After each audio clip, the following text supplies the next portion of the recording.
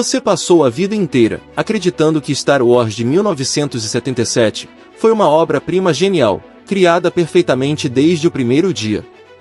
Mas a verdade é que a versão original, gravada por George Lucas, era um desastre anunciado, que quase destruiu sua carreira.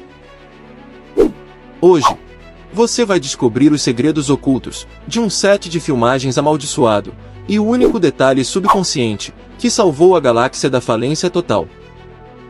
Seja bem-vindo, explorador, a mais este tesouro quase perdido no tempo. Para compreender a magnitude do milagre que salvou esta produção, precisamos voltar ao ano de 1976, no deserto da Tunísia. O jovem diretor, George Lucas, tinha em mãos um roteiro ambicioso. Mas a realidade do set de filmagens logo se transformou em um verdadeiro teste de sanidade mental.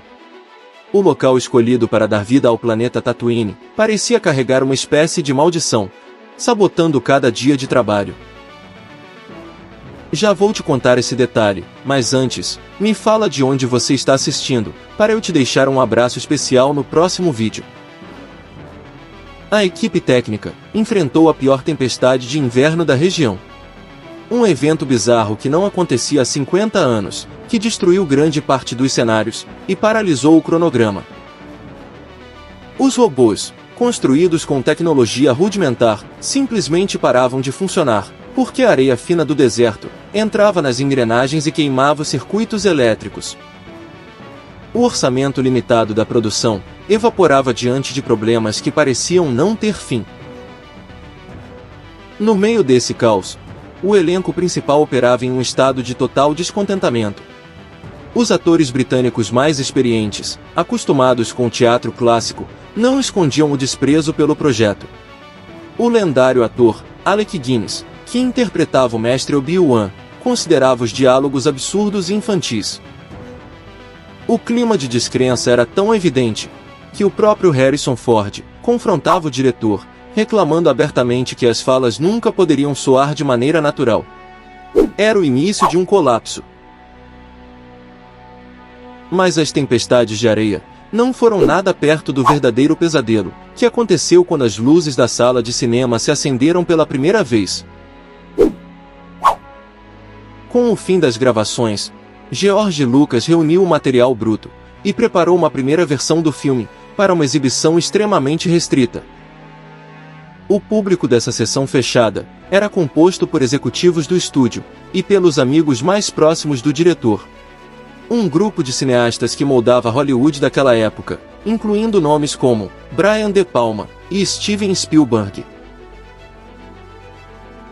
Quando a projeção terminou e as luzes da sala se acenderam, o ambiente foi tomado por um silêncio mortal. A reação foi devastadora. O corte original era uma obra completamente diferente daquela que conhecemos hoje. A narrativa era lenta, arrastada, e carecia de ritmo e emoção. Os efeitos especiais inacabados pareciam amadores, e a história simplesmente não fazia sentido. As críticas foram brutais. O diretor Brian De Palma não poupou palavras, afirmando abertamente que o filme era horrível, confuso, e que o público jamais entenderia conceitos como a força.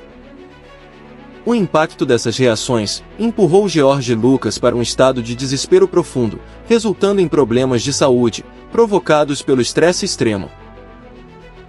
A Fox já considerava o projeto uma perda financeira inevitável. Um erro caro, que seria rapidamente esquecido nos arquivos do estúdio. O filme estava oficialmente morto e condenado pelo próprio estúdio. Só que ninguém contava com uma intervenção cirúrgica nos bastidores, que mudaria as regras do jogo. Diante do desastre iminente, George Lucas tomou uma decisão drástica, que mudaria o destino da cultura pop. Ele afastou o editor original, e montou uma nova equipe na sala de edição, liderada por profissionais, que enxergavam o potencial oculto no meio daquele material confuso. O trabalho deles não era apenas cortar cenas, mas reescrever a história inteira. Esses profissionais começaram a manipular o subconsciente do espectador, utilizando técnicas inovadoras de edição. Eles alteraram a estrutura das cenas, para criar uma ilusão de dinamismo, que nunca existiu no set de filmagens. Diálogos inteiros foram reorganizados, e cenas descartadas foram resgatadas, para construir momentos de humor e leveza, equilibrando o tom da narrativa. A figura do vilão, Darth Vader, também foi completamente reconstruída nessa etapa. Na gravação original, o personagem não transmitia a imponência necessária. Foi através da colagem minuciosa de planos de câmera, do isolamento dos seus movimentos, e da inserção estratégica da respiração mecânica, que o vilão ganhou sua aura ameaçadora. Cada segundo de tela foi recalculado para guiar a atenção do público, de forma milimétrica. Tudo isso estabilizou o filme. Mas o verdadeiro milagre, o detalhe que transformou um fracasso no maior clímax da história do cinema, foi guardado para os minutos finais da Estrela da Morte.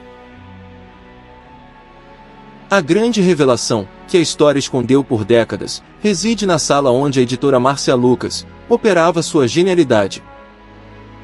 Quando analisamos o roteiro original e as cenas que foram efetivamente gravadas por George Lucas, descobrimos algo perturbador.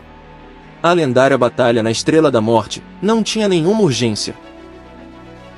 Na mente do diretor, e nas imagens capturadas na Tunísia, os pilotos rebeldes atacavam a estação espacial em uma missão comum. Não existia um perigo iminente.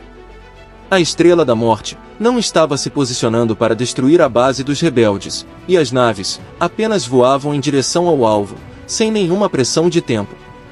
Visualmente, a cena era estática e desprovida de qualquer emoção.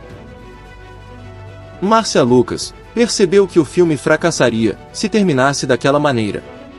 Com uma tesoura de edição nas mãos, ela realizou uma transformação sem precedentes. Ela alterou completamente a estrutura do clímax, criando artificialmente uma contagem regressiva que nunca esteve no roteiro. Ela utilizou áudios gravados posteriormente e inseriu gráficos de monitores, para fazer o público acreditar que a base rebelde seria pulverizada em poucos minutos. A cada vez que a edição cortava para o painel, mostrando a aproximação da estação espacial, o suspense era injetado diretamente na mente do espectador. Marcia intercalou as reações dos pilotos com os planos das naves em movimento, gerando uma sensação de perigo extremo. Quando Luke Skywalker desliga o computador de bordo para dar o tiro final, o espectador prende o fôlego. Não pelo que foi gravado no deserto, mas pelo ritmo implacável, construído na sala de montagem. Foi esse detalhe subconsciente, essa contagem regressiva inventada na edição, acrescentado às intervenções de Steven Spielberg, que todo mundo está cansado de saber, que transformou um desastre arrastado no maior fenômeno do cinema mundial, provando que o destino de toda uma galáxia dependeu, secretamente, de uma mente genial, operando nas sombras dos bastidores. Você conhecia esses detalhes? Conta para a gente nos comentários. Aproveita e conta de onde você está assistindo. E lembre-se, o cinema é a arte de transformar o caos em eternidade. Nos vemos na próxima exploração. Valeu! I don't know what all this trouble is about, but I'm sure it must be your fault.